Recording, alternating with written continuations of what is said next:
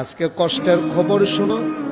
আড়াই বাড়ির বর্তমান পীর সাহেব কাবলা গোলাম সারোয়ার সাইদি আজকে আসার সময় গাড়িতে বৈশা উনার ছোট ভাই খবিরের সাথে আমি কথা বলছি। খবির কাঁদতেছে।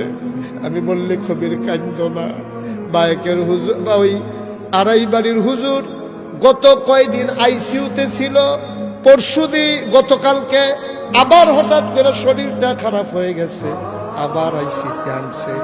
নমুনাটা বেশি ভালো না, শোনার পরে আবার কলিজায় পানি নাই।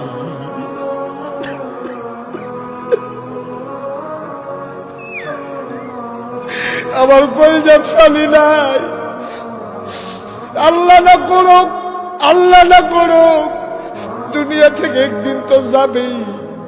এই অবস্থায় গেলে কে আমারে মুশতাক ভাই বলে ডাকবে, কে আমারে ফোন করে কথা বলবে, পরামর্শ করবে? আমি কার সাথে ফোন করব? কসবা গেলে আমি কার বাড়িতে যাব? তোমরা জানো না এই বাংলাদেশে ইসলাম এমনি এমনি আসে নাই। হাক্কানি পীর মাশায়েখ এরা বড় কষ্ট করে ইসলাম দিয়া গেছে।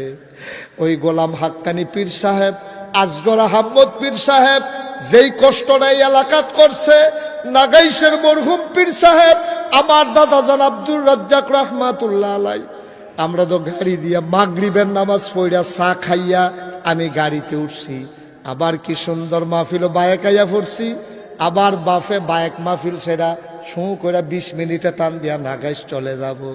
মরহুম পীর সাহেবরা ফাওয়ে আটটা আটটা রে, ফাউডি ফুল লেগেছে।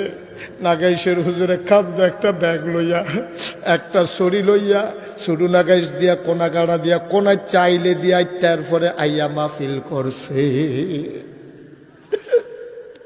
কত কষ্ট করে ইসলাম নিয়ে গেছে, টের পাইছো না? অনেক কষ্টের বিনিময় ইসলাম।